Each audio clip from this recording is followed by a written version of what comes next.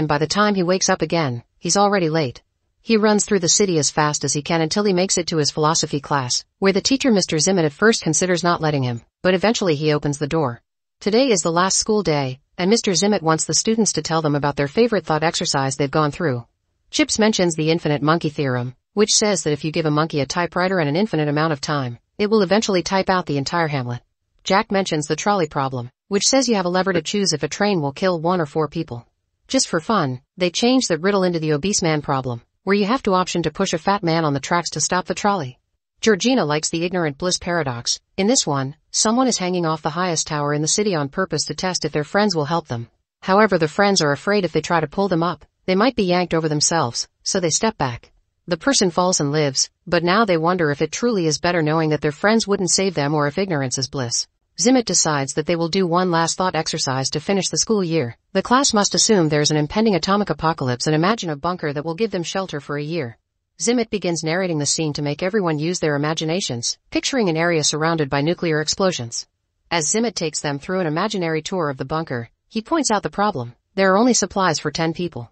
The class has 20 students in it, so they have to decide which of them to let in and who stays out. On top of that, there isn't much time to decide before the atomic radiation reaches them.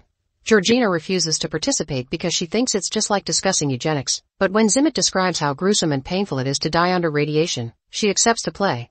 Petra also refuses to participate and even stands up to leave, knowing that she's always had perfect grades and Zimet can't hurt her by lowering them a bit. However, Zimet threatens to lower James' grades instead, which would make him fail the class, and Petra has no choice but to stay. Next, Zimet distributes cards containing the random profession each student will have in the exercise. He opens the box for James first, and after he takes a card, Zimet goes to the desk to cough before handing a card to Petra. Then he coughs against at the desk before giving cards to everyone else. Now the students can look at the professions they got. All these jobs vary in themes, from harpist and wine auctioneer to astronaut and chemist. Toby reveals he's a published poet, but he barely gets to finish talking before Zimet shoots him, revealing he took the gun from the bunker.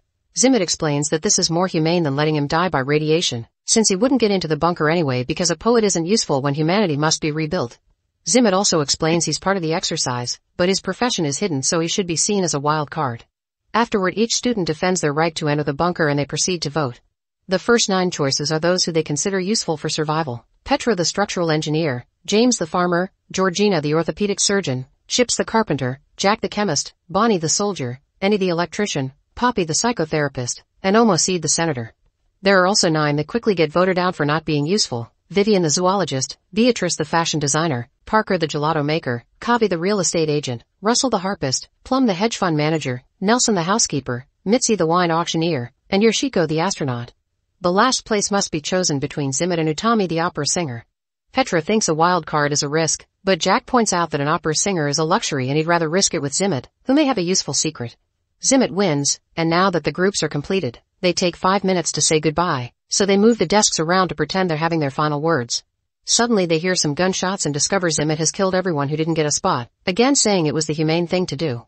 The group is shocked, and Petra whispers to James that she doesn't want Zimet in the bunker anymore. James makes a plan and asks everyone to gather some plants before going into the bunker, claiming they're keeping them for replanting when they come out.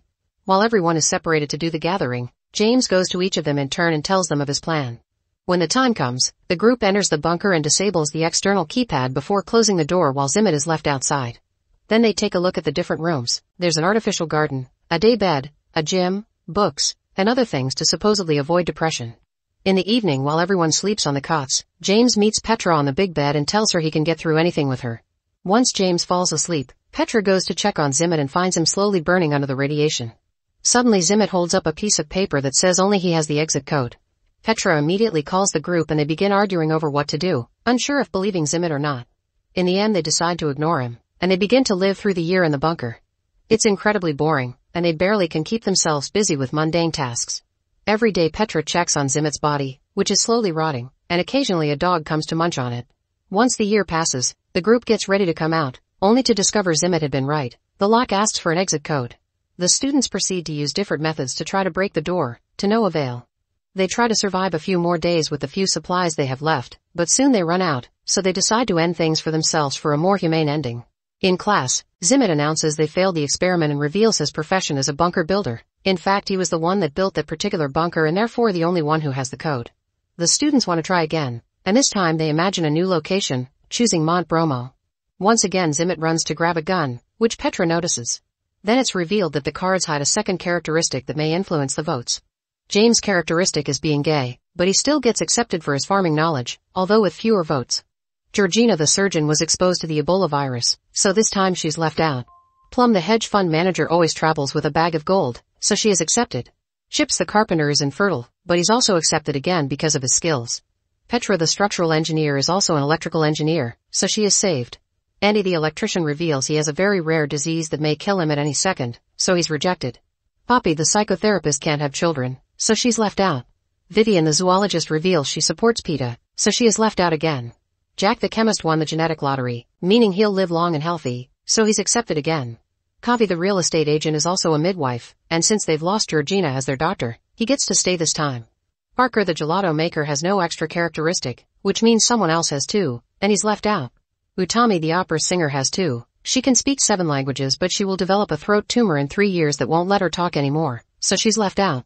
Mitzi the wine auctioneer has an IQ of 200 yet she's left out again. Beatrice the fashion designer created a popular brand of women's clothing out of bamboo, but she's also left out again, and the same happens to Russell the harpist who is autistic. Omoseed the senator will be the first female chief justice of the Supreme Court, therefore she is saved again. Bonnie the soldier has eidetic memory and gets saved once more. Nelson the housekeeper is an exceptionally kind person, which at first doesn't help him, but he ends up staying when Petra says that they need more boys and Omoseed argues that they need more hard and strong workers from the middle class. When Toby the poet is about to mention his characteristic, Zimmet shoots him again, saying this spot is for him because the group still doesn't know the code. Then Zimmet gives Georgina the keys to a truck, and the people that were left outside immediately try to run away to save themselves. Unfortunately, the vehicle is hit by the explosion. The chosen ones also begin running to reach the bunker just in time, and the boring everyday life begins once again. Later in the evening, Petra wakes up and sees James isn't on his bed, so she goes looking for him only to find him getting frisky with Jack, who turns out to be gay in real life. Petra is hurt and rushes out to tell the rest of the group what she saw. Now they decide it's time to discuss how they will get together to procreate.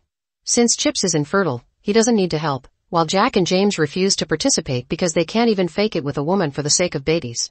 Bonnie and Kavi are paired together, and so are Omoseed and Nelson. As revenge for her boyfriend, Petra accepts to do it with Zimmet, ignoring James when he says she still loves her. While the explosions outside ravage the planet, the 3 couples get frisky at the same time.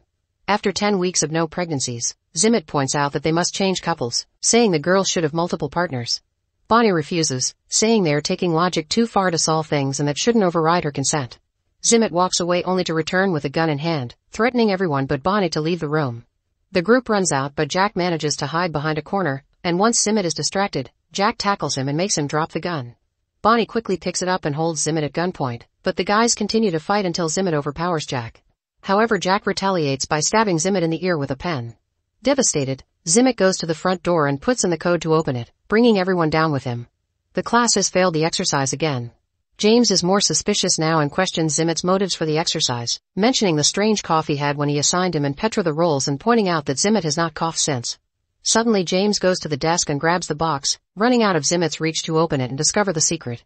It turns out that the box has hidden compartments and James and Petra's cards have been tampered with, meaning they would always get the same results, gay farmer and double engineer.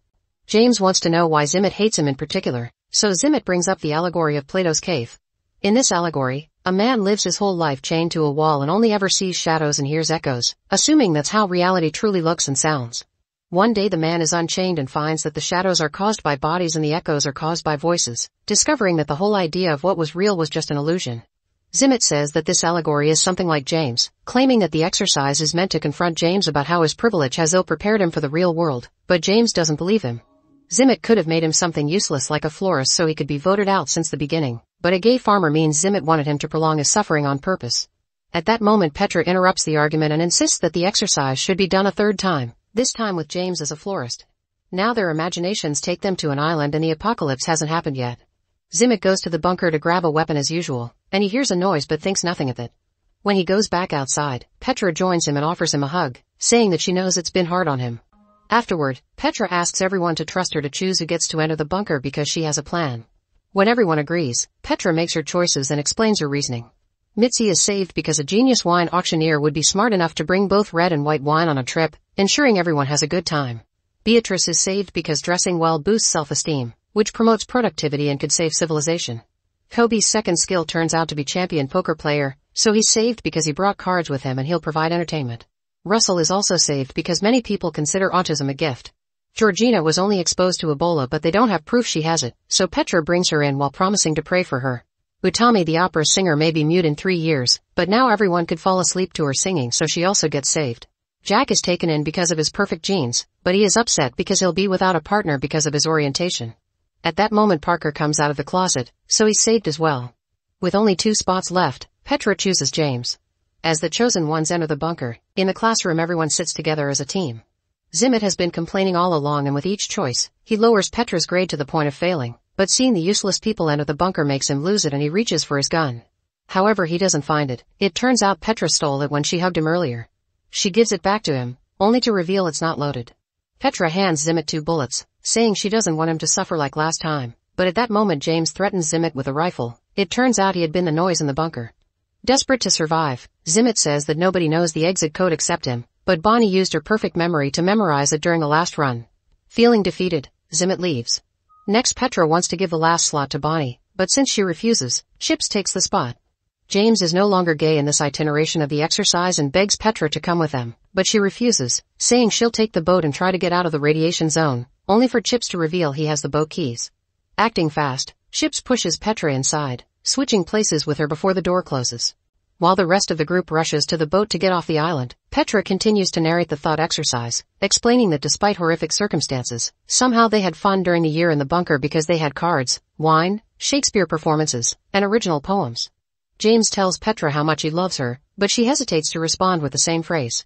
When machines break in the bunker, they use the pieces to make a harp, and Russell plays it while Utami sings to make their evenings magical.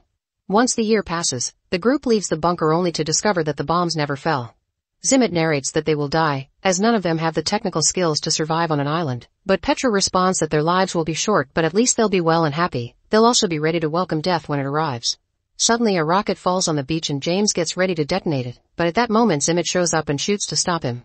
It turns out he had found a cave and went deep enough to avoid the radiation. For the past year he has been surviving with what he could find there. Zimmett can't let them commit an act as unreasonable as ending the human race and threatens to shoot James with his last bullet, but the rest of the survivors move one by one to stand in front of him as a shield. They use the chance to press the detonation button, and the bomb blows up the entire island. Back in class, Zimmett is ashamed of the latest exercise, but Chips quickly cuts in to offer his own version as well.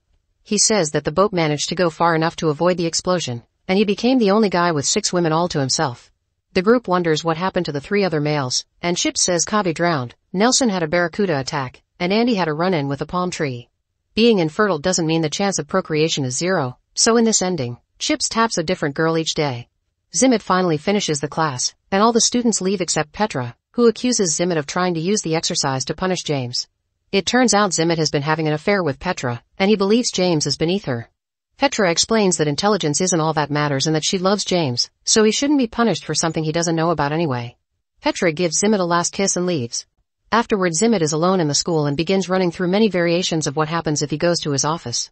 Sometimes he simply eats, but other times he finds his gun and a shot can be heard in the building. Make sure to turn on notifications so you can watch more videos like this. Thanks for watching.